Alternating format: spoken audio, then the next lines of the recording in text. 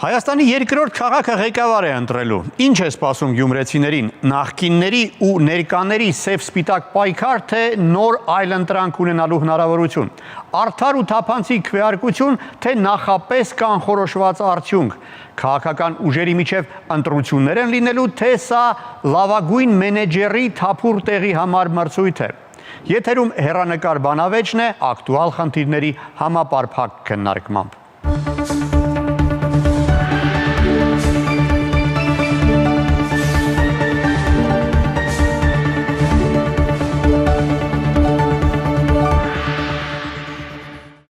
Մարտի 30-ին, ինչպես գիտեք, կայանալու են Գյումրիի ավագանու արտահերթ ընտրությունները։ Քաղաքում իշխանություն ձևավորելու հայտ են ներկայացրել 6 կուսակցություն և 3 դաշինք։ Այդ քաղաքական ուժերից երկուսի ներկայացուցիչները այսօր տաղավարում են։ Եվրադաշինքի թեկնածու Լևոն Բարսեղյանը ու Ապրելու երկիր կուսակցության քաղաքապետի թեկնածու Կարեն Մալխասյանը։ Շնորհակալ եմ, որ այստեղ եք։ Առաջին հարցին խնդրում եմ կարճ պատասխանեք, ինչու եք որոշել մասնակցել այս ընտրություններին։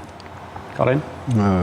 Մեր թիմը ըստ էության իմ գլխավորությամբ ներկայացված է Գյումրու ավականիում 2021 թվականի ընտրություններին մասնակցել ենք, աշխատանք է կատարել, մարդիկ գնահատելու են մեր աշխատանքը իրենց քվեի միջոցով եւ ես երկար տարիներ աշխատել եմ պետական կառավարման ոլորտում, ունեմ հմտություններ, այդ ոլորտում ավելի խորքային եմ այս բանը դիրապետում քաղաքի խնդիրներին, այդ առումով որոշել ենք առաջադրվել եւ խնդիրներին էական լուծումներ տալ։ Լևոն։ Իմ պարտքն է այս համատեքստում ծառայել են քաղաքին, որը ինձ մեծացրել է 35 տարվա լրագրողական փորձը, հասարակական գործունեությունը, 9 տարվա ավականու փորձը եւ հմտությունները ես ուղղակի պարտավոր եմ ներդնել քաղաքի զարգացման համար։ Շնորհակալ եմ։ Իմ գործընկերը պատրաստել է մի տեսանյութ, որը ամբողջ նախապատմությունն է հիշեցնում, կարծում եմ այն օգտակար կլինի նաեւ մեր զրույցի համար։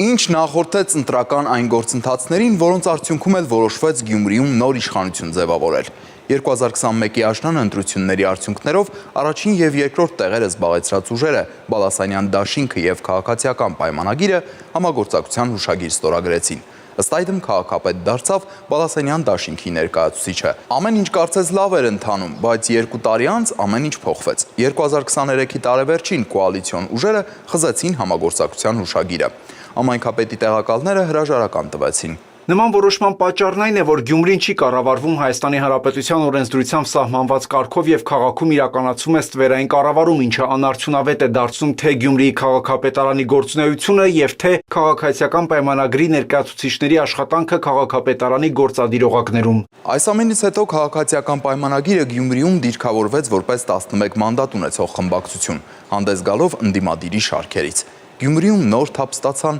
հնարավոր արտահերթ ընտրությունների մասին լուրերը։ 2024-ի աշնանը մամուլում ուշադրություն գրավեց Գյումրու նախկին քաղաքապետ Սամվել Բալասանյանի որդու Խաչատուր Բալասանյանի ձերբակալման լուրը, ապա նախկին քաղաքապետ Սամվել Բալասանյանի դեմ քրեական գործ հարուցվեց Սև-Բերդի հարակից տարածքների օտարման հարցով։ Իշխող Բալասանյան դաշինքը հրաժարվեց քաղաքի կառավարումից, ինչից հետո էլ արտահերթ ընտրության անհրաժեշտություն առաջացավ։ Մոտ 1.5 ամիս քաղաքն ըստ էության մնաց առանց թիմ կառավարման։ Սկսվեց անորոշության ժամանակահատված։ Այս ընթացքում տարբեր սցենարներ քննարկվեցին ժամանակավոր կառավարումից մինչև արտահերթ ընտրություններ։ Գյումրիում նախադեպը չունեցող իրավիճակ էր, փաստացի քաղաքը չուներ գործադիր իշխանություն։ Հարցին միջամտեց վարչապետ Փաշինյանը եւ խնդիրը լուծելու, այսպես ասած, նախնական ընտրությունների տարբերակը առաջարկեց, որը ամերիկյան ընտրական մոդելում պրայմերիզ են անվանում։ Քվեարկության արդյունքներով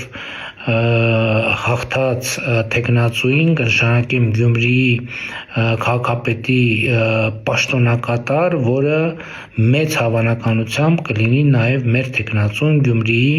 քաղաքապետի կամ Գյումրիի ավագանու առաջիկա ընտրություններում։ Պրայմերիզի տարբերակով Գյումրիում 3 օր ընտրություններ անցկացվեցին, ինքնարաչադրվեցին 7 թեկնածուներ, արդյունքներն ամփոփվեցին դեկտեմբերի 10-ի երեկոյան։ Գյումրիի ժամանակավոր ղեկավար ընտրվեց Սարիկ Մինասյանը։ Սա իհարկե հարցի ժամանակավոր լուծումն էր, եւ իհարկե հենց այդ ժամանակ էլ ըստ ընտրական օրենսդրության որոշվեց Գյումրիում անցկացնել ավականու արտահերթ ընտրություններ։ Հիմա արդեն պարզ են մասնակիցները՝ քաղաքական 9 ուժ, 3 դաշինք եւ 6 կուսակցություն։ Հայաստանի կոմունիստական կուսակցություն ընտրացուցակը գլխավորում է Գյումրիի նախկին քաղաքապետ Վարդան Ղուկասյանը, Իմ հզոր համայնք կուսակցություն առաջին հորիզոնականում Ռուբեն Մխիթարյանն է, Հայաստանի աշխատավորական սոցիալիստական կուսակցության ցուցակը գլխավորում է Արտյոմ Թումանյանը, Ապրելու երկիր կուսակցություն ցուցակի առաջին համարում Կարեն Մալխասյանն է, Մեր քաղաքը դաշինքի առաջին հորիզոնականում Մարտուն Գրիգորյանն է, Դեմոկրատական այլընտրանք կուսակցություն առաջին հորիզոնականում Արտյոմ Ղարաղազարյանն է, Քաղաքացիական պայմանագիր կուսակցություն ընտրացուցակը գլխավորում է Գյումրիի ներկայիս ժամանակավոր ղեկավար Սարիկ Մինասյանը, Մայր Հայաստան դաշինքի առաջին համարում Կարեն Սիմոնյանն է եւ Եվրոդաշինք, որի ցուցակը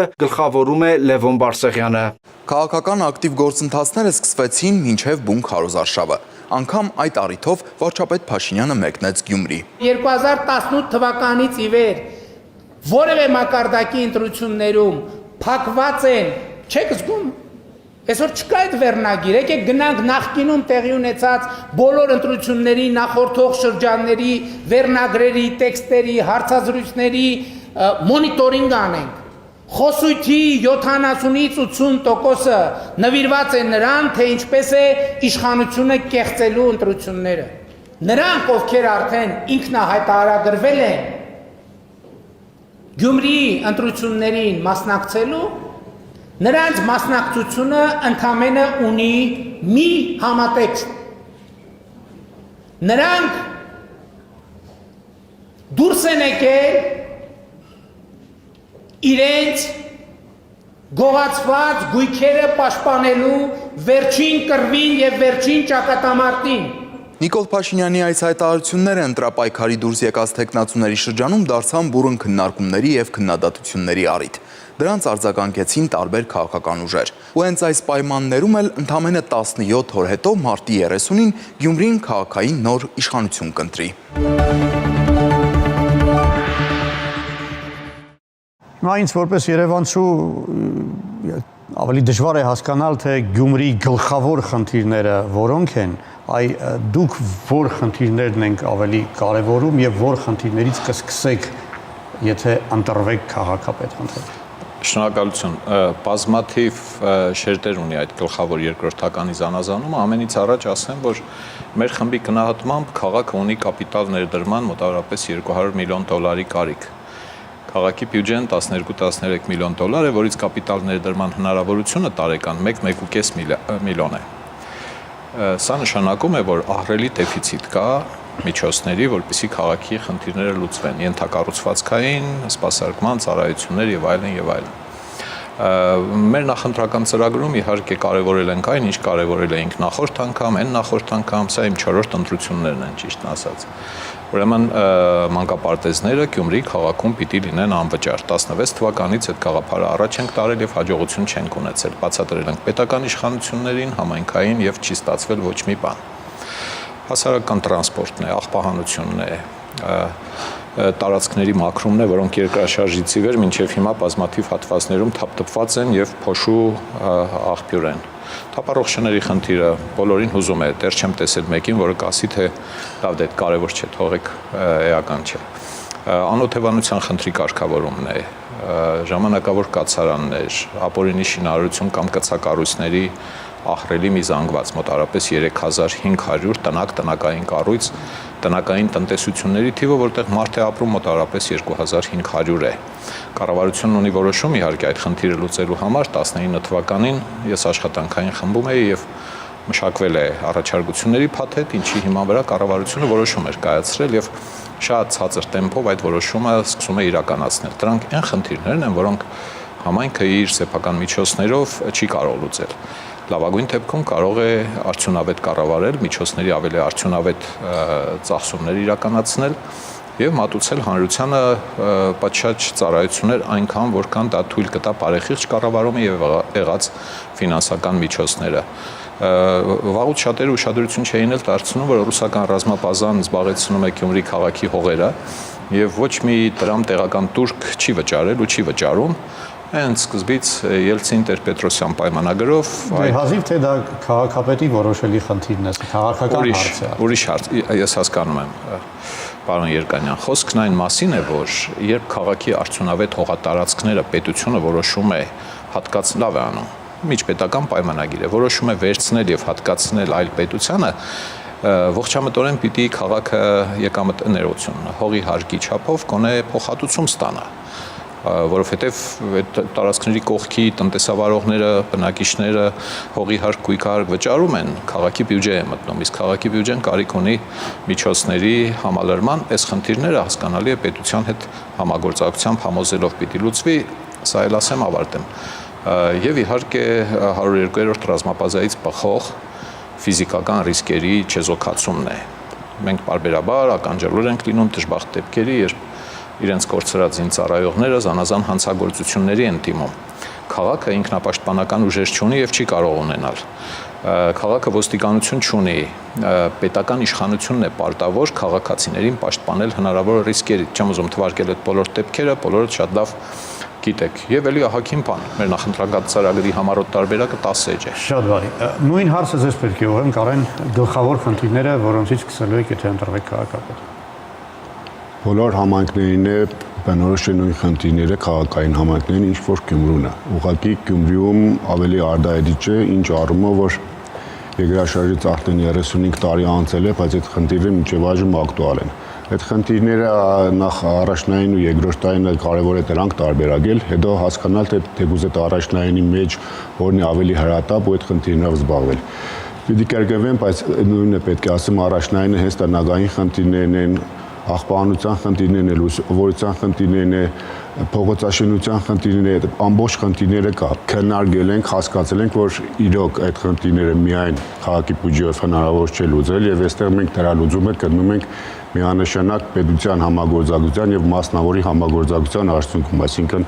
համայնք, պետություն, մասնավոր համագործակցության արդյունքում այդ խնդիրների լուծումը մենք կարողանանք կպարզաբանեք ինչ նկատի ունեք։ Ինչպես պետք է դրսևորվի այդ համագործակցությունը, որ հնարավոր լինի իրագործել։ Շատ բարի, այդ համագործակցությունը օրինակ մասնավորի պարագայում ներդրումային հիմնադրամների կստեղծվեն, որտեղ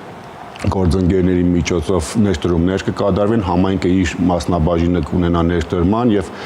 համայնք եւ պետություն համագործակցության արդյունքում պետությունները իր մասնաբաժինը կունենա եւ արդեն այդ ամբողջ բեռը ծանրացած չի լինի համայնքի վրա եւ մենք կարողանանք այդ խնդիրը լուծել։ Նման օրինակ մենք ունենք Գյումրիում,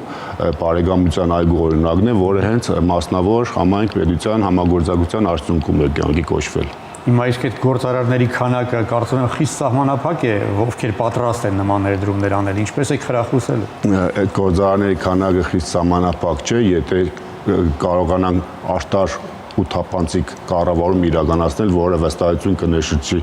մարդկանց մոտ եւ իրենք ներդրումները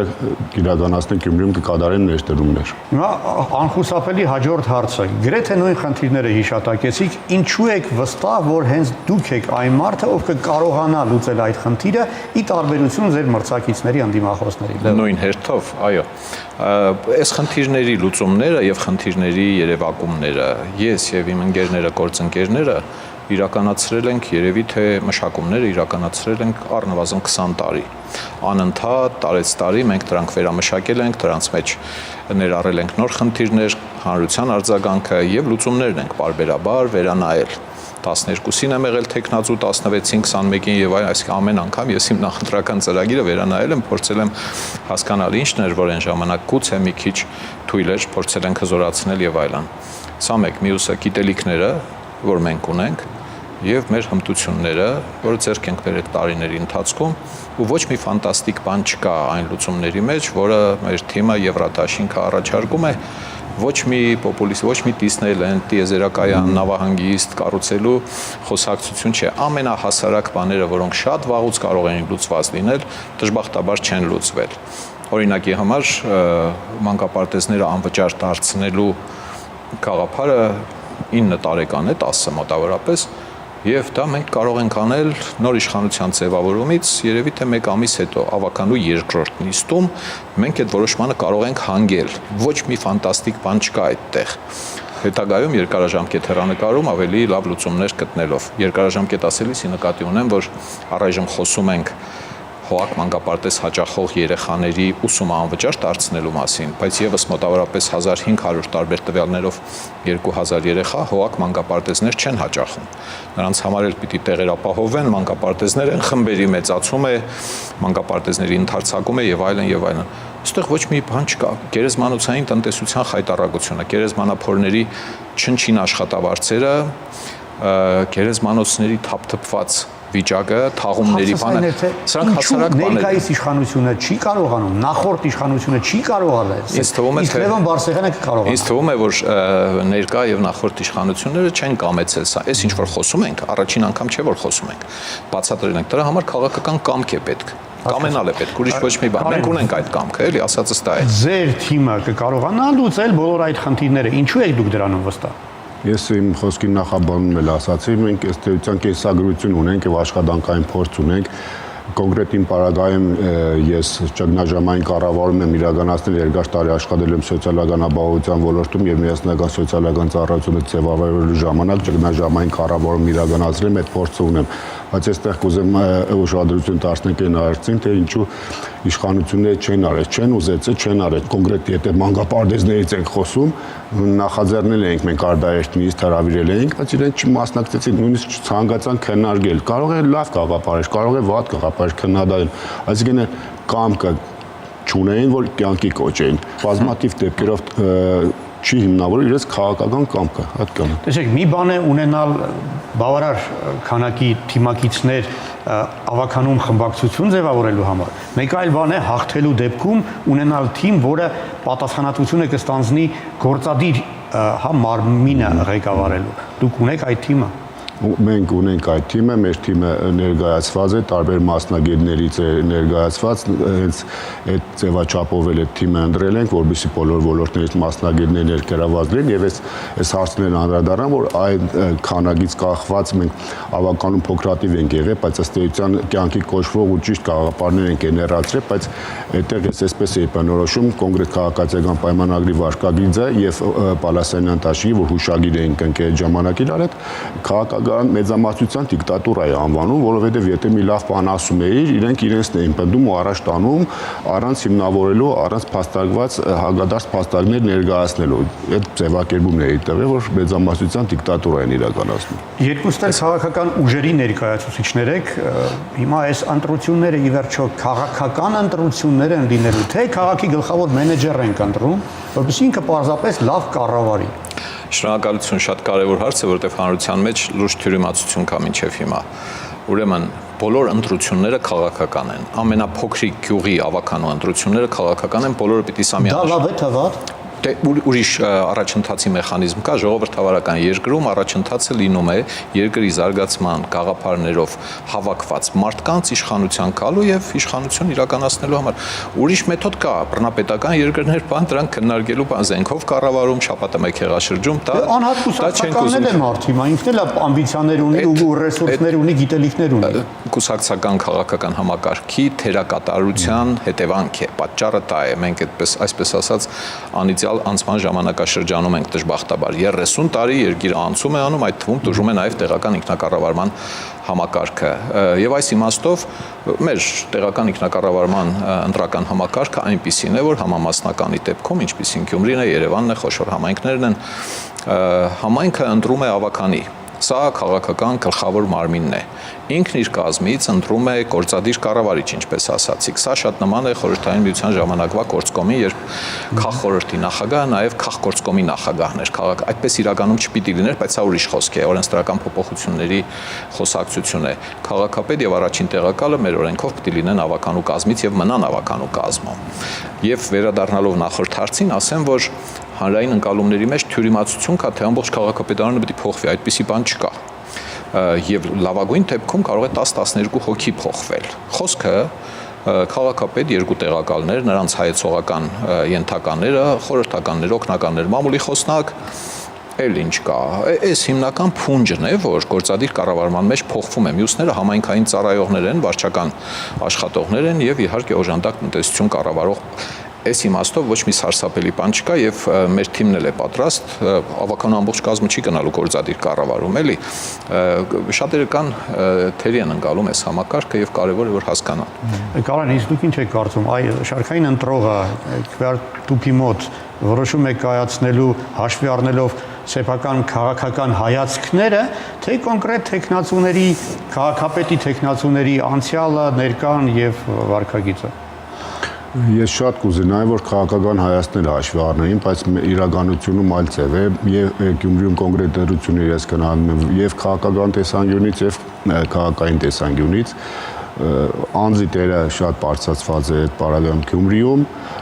համակարգը կուսակցական է, համամասնական համակարգ պետք է լինի ըստ էության քաղաքական ընտրություն, բայց մենք ականատես ենք լինում, որ համայնքներում հիմնականը գնում է դեպի քաղաքային ու անձի հետ կապված։ Դա շատ վատ է, ինչի, որովհետև կոնկրետ այս պարագայում հետո մարդկանց հարցնում ենք քաղաքական ուժերի անուններ չտան, որովհետեւ կոված չլինի, մարդիկ այդ քաղաքական ուժին չեն ընդունում, բայց քաղաքական ուժի տեխնազույն ընդունում են, դա աբսուրդ է, էլի կոնկրետ կողմը ինձ համար աբսուրդ է, չի կարող նման այսինքն գաղափարները չեն կիսում քաղաքական, բայց անձին ճանաչելով, բարեկամը լինելով, հարևանը լինելով, հարազատը լինելով իրեն են ընտրում։ Բայց ունենք այն ինչ-որ ունենք, այդ է իրականությունը։ Բայց տեսեք, ես ենթադրենք, ես սոցիալիստ եմ իմ հայացքներով, բայց սոցիալիստների տեխնացուն ակնհայտորեն թույլ է, բայց ուժեղ տեխնացու ունի լիբերալ քաղաքական ուժի թիմը, որին ես որպես անհատի հավատում եմ, որ ինքը լավ մենեջեր կլինի։ Թույլ ասելով ինչ ենք ասում, եթե անձի մասնագիտական հմտությունների որակները թույլ է, արդեն այդ կուսակցության խնդիրն է, թե ինքը ինչ է թույլ անձին բերել հասցրել առաջի համար, որովհետեւ ինքը լինի տեխնազոն։ Այդ ժամանակ ներքին քննարկումները պետք է լինի, իրենց մեջ մրցակցություն լինի եւ իրենց լավագույն տեխնազոին պետք է ներկայացնեն հանրությանը, որ հանրությունն էլ ընտրի գաղափարը, ոչ թե անձին ընտրի։ Շնորհակալ եմ։ Հիմա այս առաջարկում ենք փոքրիկ դադար ունենանք եւ ծանոթանանք շարքային գյումրեցիների կարծիքին։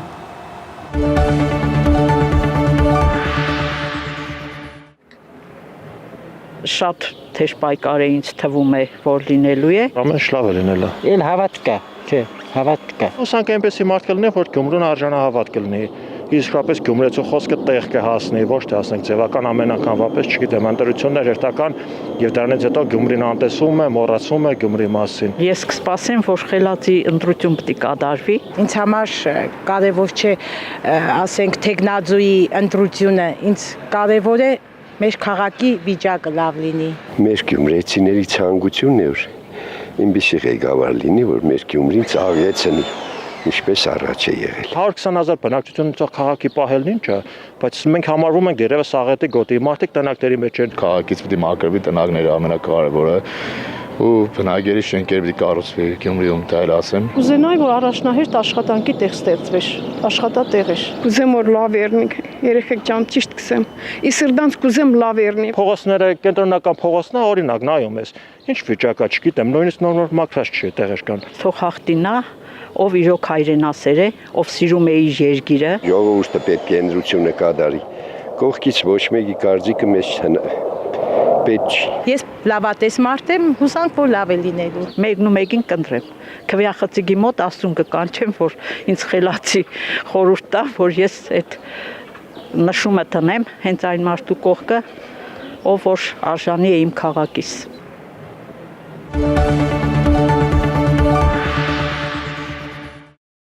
Օրինակ, սոցիոլոգիական հարցումները վկայում են այն մասին, որ հավանաբար ոչ մի քաղաքական ուժ ինքնուրույն չի կարողանա ձևավորել մեծամասնություն եւ գործադիր իշխանություն, այսինքն լինելու են դաշինքներ։ Եվ բոլորին հետաքրքիր է, թե ում հետ քաղաքական այս կամ այն թիմը պատրաստ կլինի ձևավորել դաշինք։ Օրինակ, Լևոն, ձեր քաղաքական ուժին ոմանք մեղադրում են, թե նրանք իշխանության թիմակիցներն են եւ որպես փաստարկ բերում են այն, որ համենայն դեպս Երևանի մունիցիպալ մարմնում նրանք իսկապես դաշնակիցներ են։ Այսինքն նա ով ձայն է տալուս Եվրաքվեին, ի վերջո օգնելու է քաղաքացիական պայմանագրին։ Հասկացա, շնորհակալ եմ, Արտեմ ջան, ուրեմն թույլ տվեք ասել, որ մեզ կոնե առայժմ հայտնի չեն որակյալ սոցիոլոգիական հետազոտության արդյունքներ, Facebook-ում համացանցում եղած դրազները մենք հիմք չենք ուզում ընդունել, սա իմիջայլոց, հա, մեր թիմի հետ կապված։ Այդ մեղադրանքները հնչել են եւ քաղաքական ուժին չեն վերաբերվում են դաշինքի անդամ կուսակցություններից մեկին, խոսքը Հանրապետություն կուսակցության մասին է։ Չեմ ուզում այդ նախապատմությունը պատմել բանի Երևանի եւ կուսակցության առաջնորդին Արամ Սարգսյանին ուղիղ հարցվեց հուշագրի ստորագրման օրը, թե արդյոք կարող է լինի այնպես, որ հանկարծ այնպես վարվի այս քաղաքական ուժը Եվրադաշինքը, ինչպես եղավ Երևանում 23 սեպտեմբերին, ուղիղ հստակ պատասխան տրվեց, որ ոչ։ Սա երկար է քննարկվել։ Նորից ուզում եմ ձեր շուրթերից հնչի։ Այսինքն, եթե քաղաքացիական պայմանագրին չի հերիքում 3 ձայն։ Ես հիմա կպարզաբանեմ, այո։ Մեր դիրքորոշումը, հստակ որոշումը հետևյալն է, որ Եվրադաշինքը ավականու կազմում որևէ քաղաքական ուժի հետ կոալիցիա չի կազմում, չի քվեարկում որևէ մեկի հետ կոալիցվելու համար։ Մի քանի անգամ տարբեր ձևերով ես սա հայտարարել է Դաշինքը, հայտարարել է Հանրապետություն կուսակցության ղեկավարը Գյումրու դեպքում։ Կուսակցությունը ունեցել է իր հիմնավորումները Երևանում այդպես վարվելու համար եւ հիմա 2 ամսվա քննարկումներից հետո եղել է ընդհանուր որոշում։ Ուզում եմ ասել, որ վեճ ու սակարգություն էլ տեղի չի ունեցել, փողզիչումներ էլ տեղի չեն ունեցել։ 3 քաղաքական ուժերը, գումարած ես եւ ավականու թիմը այս դիրքորոշումը հստակ ամրագրել է, որից հետո նոր որոշվել է հիմնել Եվրադաշինքը։ Բայց կողջունեք, եթե քաղաքացիական պայմանագիրը քաղաքապետ ընտրի Լևոն Բարսեղյանին։ Մենք հայտարարել ենք շնորհակալություն։ Մենք հայտարարել ենք այսպես, որ եթե մեր գաղափարները հավանում են ավականու կազմ անցած, ուրեմն ավականու անդամներին, քաղաքական ուժերին, թող քվեարկեն մեր օգտին։ Այսպես է եղել եւ մնալու է այդպես։ Ում հետ եք դուք պատկերացնում հնարավոր տեսականորեն դաշինքը։ Մայր Հայաստանի պատիվ ունեմի հետ դաշինք կկնքեք, եթե ձեզ դեպի առաջարկ լինի։ Մենք քննարկել ենք այդ հարցը թիմով, ունենք որոշում միանշանակ դաշինք քաղաքացիական պայմանագրի հետ չի լինելու, դա ոչ միայն խոսքով, այլև մեր վարքագծով է, ըստ էության թիմ համայնքներում մեր քաղաքական ուժը երկրորդ ուժն է ներկայացված քաղաքացիական պայմանագրից հետո ամբողջ հանրապետությունի որևէ տեղ քաղաքացիական պայմանագրի հետ որևէ ձևաչափով համագործակցություն չի եղել, այսինքն ինչ եմ այդպես ասում, որ միայն խոսքով չէ, այլ նաև մենք գործով ենք դա բացել։ Իսկ քաղաքացիական պայմանագրի հակառակորդ թիմի հետ հակառակորդ այդտեղ հակառակորդ թե ով է իրեն հակառակորդ համարում, թե չէ իրենք կասեն իրենց մասին։ Մենք մնացածի հետ համագործակցելու խնդիր չունենք ընտրությունների կայանալուց հետո։ Շատերը կարծում են, որ այս ընտրությունները խորհրդարանական գալիք ընտրությունների այսպես գլխավոր փորձն են լինելու։ Եթե այդպես է, ինչ կտա այդ փորձը։ Ես փորձ չի ասի, սա նորմալ քաղաքական process է եւ եթե քաղաքական ուժը հավակնում է համապետական ընտրություններում արդյունքներ ունենալ, տեղական ինքնակառավարման մարմինների ընտրությունները չպիտի անտեսի։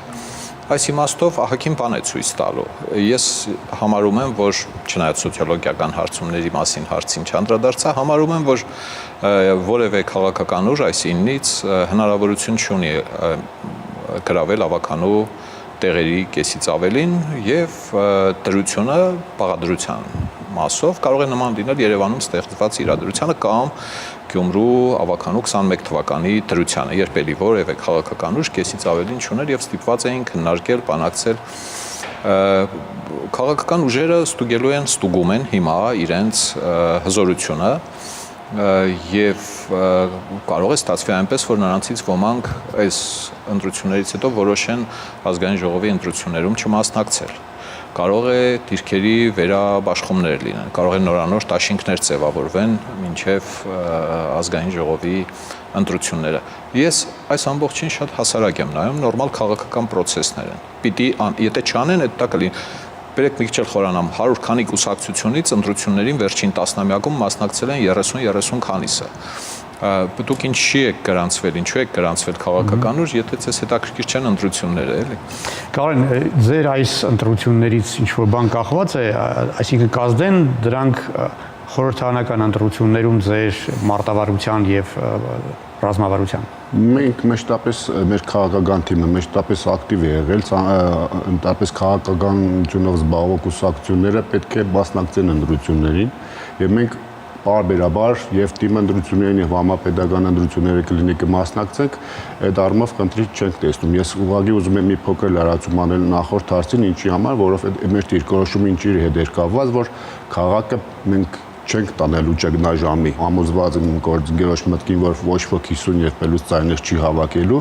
եւ կարող է այնպիսի իրավիճակներ լինի, որ պարտադիր պետք է համագործակցություն։ Իսկ եթե դա չլինի, քաղաքը գնա ճգնաժամի։ Այդ պարագայում մեր դիրքորոշումը դրա հետ է կապված, որ մենք կհամագործակցենք։ Եվրադաշինքի կհամագործակցենք։ Իհարկե, կնստենք, կքննարկենք, եթե մեր սկզբունքներն ու գաղափարները քաղաքը զարգացնելու հետ կապված նույնը կլինեն, միանշանակ կհամագործակցենք, ինչ խնդիր կա։ Իշխանությանը կարծես հարմար է ներկայացնել այս ընտրությունները որպես նախկինների եւ ներկաների միջև պայքար։ Համենայն դեպս վարչապետ Փաշինյանը մեղադրել էր, որ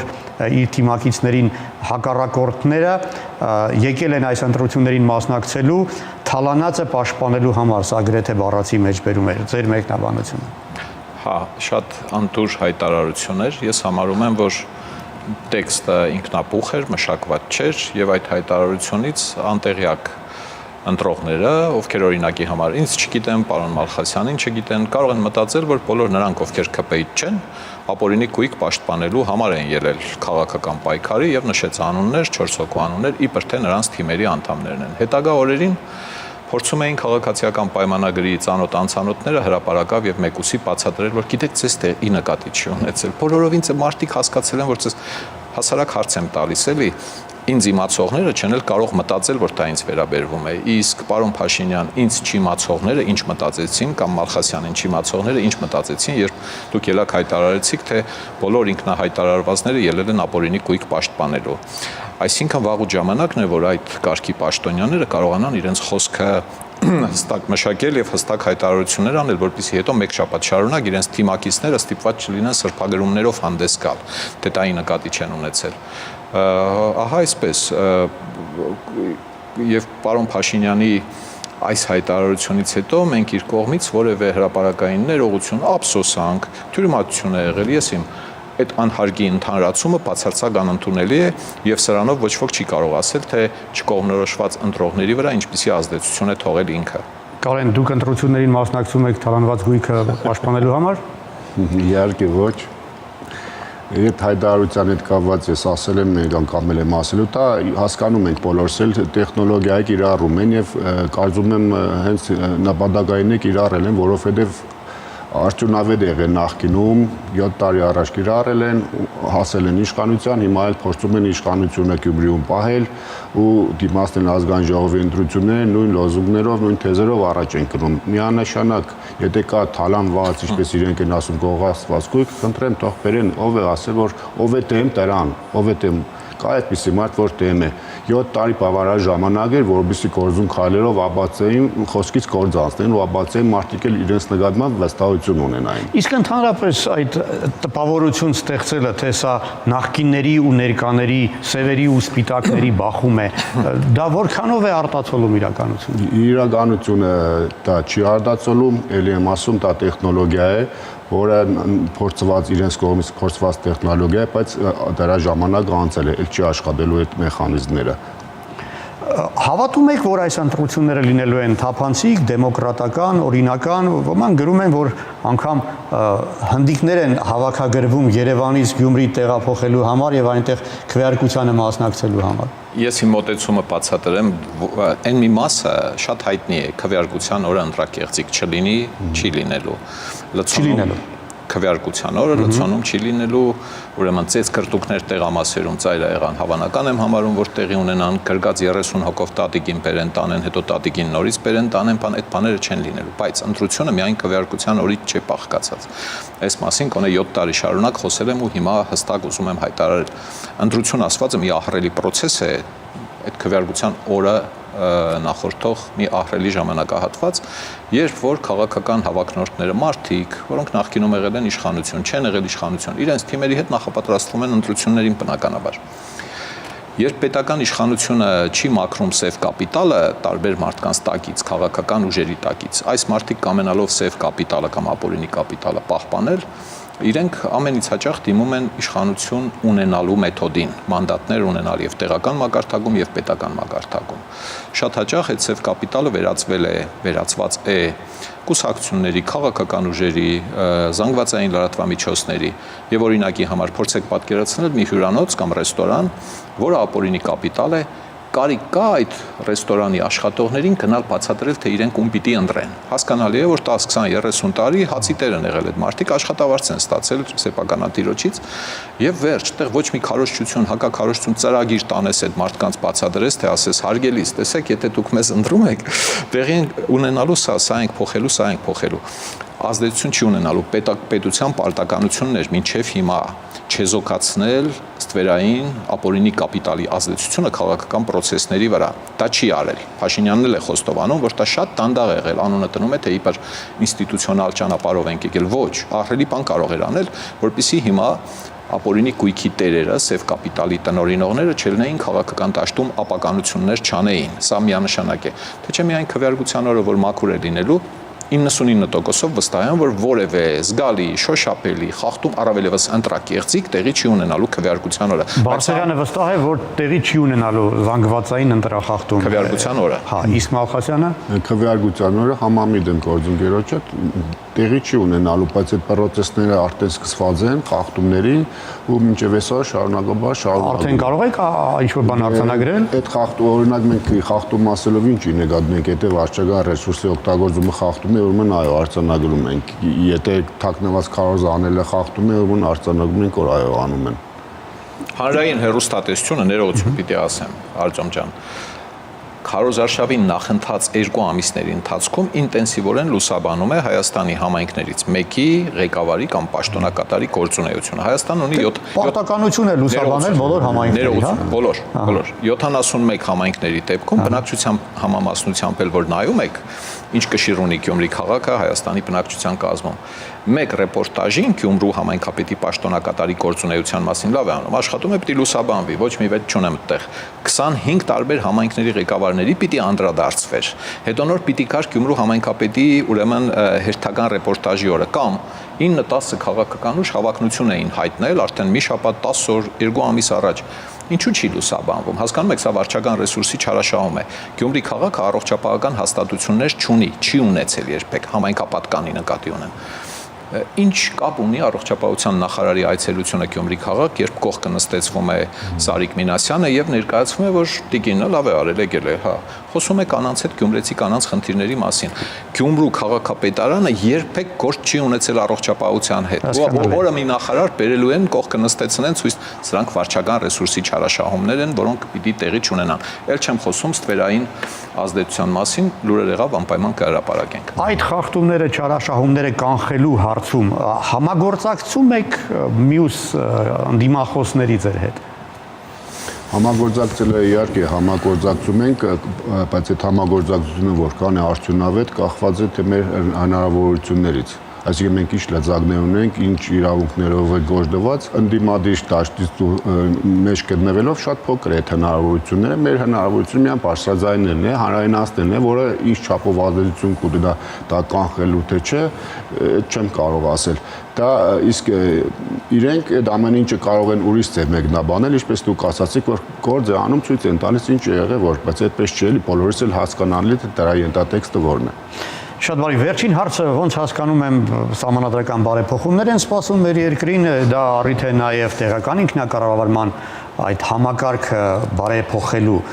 եւ ինչ է կարծում ուղիղ քաղաքապետի ընտրությունները վերականգնելու գաղափարը տեղին է քննարկել թե ոչ։ Իմ մոտեցումները սահմանադրական բարեփոխումների համատեքստում տեղական ինքնակառավարման մասին գրավոր հանգամանալից 4 տարի առաջ եմ ուղարկել բարեփոխումների խորհրդին եւ մասնագիտական հանձնաժողովին, 3 տարի առաջ եմ ուղարկել, 2 տարի առաջ եմ ուղարկել։ Ուրեմն մոտեցումս հետեւյալն է. տեղական ինքնակառավարման համակարգը Հայաստանում միշտ եղել է խորտ երեխայի նման մի բան։ Բոլոր գործերն արել են, ասել են լավ դե մնա տեղական ինքնակառավարմանը, հետո կանդրադառնանք, այսօր ժամանակ չկա, եկուս նույնը, մյուս օրը նույնը։ Ուրեմն հարցի հետ կապված իմ համոզմամբ արդյունավետ տեղական ինքնակառավարումը Հայաստանի դեպքում կարող է լինել հետևյալ սխեմայով. հանրությունը համամասնորեն ընտրում է ավականին կամ վարձում է համայնքային տնտեսության կառավարիչ, ծառայություններ մատուցող, հա, որը չի լինում համայնքի ավականու անդամ։ Ավականին ունենում է իր կազմից ընտրված ավականու նախագահ, տեղակալ, հա, գործադիր կառավարիչ, քաղաքի կառավարիչ, եւ ավականին պիտի ունենա իր նախագահը ազգային ժողովի համանմանությամբ։ Կարող է իր կազմից ընտրել համայնքի ղեկավար, բայց նա անմիջապես պիտի դադարի լինել ավականու անդամ եւ գնա զբաղեցնի գործադիր գործերը եւ կա ավականու նիստերին ավականուն զեկուցելու, որոշումների նախագծեր բերելու եւ այլն, հաշվետու լինելու, կալպացատրելու, ինչը ինչպես է արել։ Շատ կոպիտ շահերի պախում է, երբ համայնքի ղեկավարը միաժամանակ նաեւ ավականու անդամ է։ Բյուջե, հնգամյա զարգացման ծրագիր, հաստիկացուցակ, դրույքաչափեր, գույքացանք, ահագին բան է ինքը բերում հաստատման, ինքը կողմ է քվեարկում, տեղակալը կողմ է քվեարկում, գնում սկսում է գործադիր կառավարում իրականացնել, հետո բերում հաշվետվություն է տալիս, հաշվետվության կատարողականի ընդունմանը էլի կողմ է քվեարկում։ Այս խայտարակ մեխանիկան պիտի վերացվի։ Համայնքի ավականին պիտի ունենա նախագահ, տեղակալ, հանձնաժողովների նախագահներն էլ, տեղակալներն էլ պիտի մասնակիորեն վճարովի պաշտոններ վճարովի պիտի լինի իրենց ունենան փոքրիկ աշխատակազմ, որը պիտի կազմակերպի ավականու նիստերը եւ այլն, ոչ թե գործադիրը պիտի կառավարի, այդպես ավականին տրված է համայնքապետի ձեռի տակ։ Սա սխալ մոտեցում է, որը պիտի փոխվի։ Իսկ ձեր քաղաքական թիմը ինչ պատկերացում ունի այս խնդրի վերաբերյալ։ Մենք գնում ենք, որ քաղաքապետը ուղղակի պետք է ընդրվի, բայց համամասնական ընդրակարգով նաև նշվի քաղաքապետի տեխնազունը ուղղակի ընդրվի ցանկի միջից ում են տեսնում քաղաքապետ։ Այդ մոտեցումն է մեր։ Եթե ընտրվեք, կառաջարկեք վերանայել եւ այս մոտեցումը, հա, օգտագործել։ Այո, փորձենք իհարկե։ Ներողություն, ընտրվելը կապ չունի այս իդեաների հետ կապված էլի, հա, սա բարեփոխումների առաջարկ է որակարգ է, ասվել է, ասվում է Տեմերեսել ենք խոսել, գրավորել ասացի, քանի անգամ ուղարկել ենք եւ իդեպ արևմտային եվրոպական տեղական ինքնակառավարման լավագույն փորձը պիտի օգտագործվի, ինչը ընկած է այս առաջարկների մեջ։ Վրացական փորձը լավ Սակրեբուլոն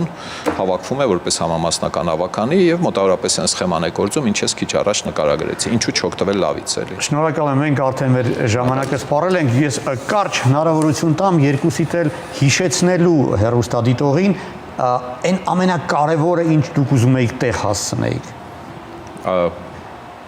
Մի նախադասություն։ Մենք իշխանություն չենք եղել, մենք չենք կերել, չենք թալանել, բարեխեղճորեն ծառայել ենք, պատրաստ ենք մեր գիտելիքները տնել քաղաքի զարգացման համար, ծրագիրը 2 օրից կհրապարակվի, մարդիկ կտեսնեն մեր անելիքները, շատ ենք ուզում, որ մարդիկ տեխնացուներից մեկնումեկին քվե տալիս թիմերին եւ առաջին համարներին ավելի շատ կենտրոնանան խոստումների եւ խոստումների իրատեսականության վրա եւ ոչ թե սիրուն է, պոյով է, կներեք էլի, խուջուջ է, հակիշորը էսպիսին է, էմպիսին է, մորկուրիս թորն է, քերագինս է, հետո չգիտեմ ինչս է, դրանք անցած էտապ պիտի համարել եւ շատ կուզեի, որ երիտասարդներն ավելի ակտիվ լինեին, քան թե ակտիվ են եղել,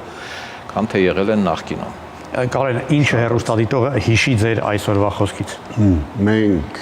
ունենք փորձ, ունենք կենսագրություն, հմտություններ, գիտելիքներ, կառավարելու դեպքում կառավարելու ենք արտարությամբ եւ համերաշխությամբ։ Շնորհակալ եմ, ինձ մնում է հիշեցնել, որ զրուցակիցներս էին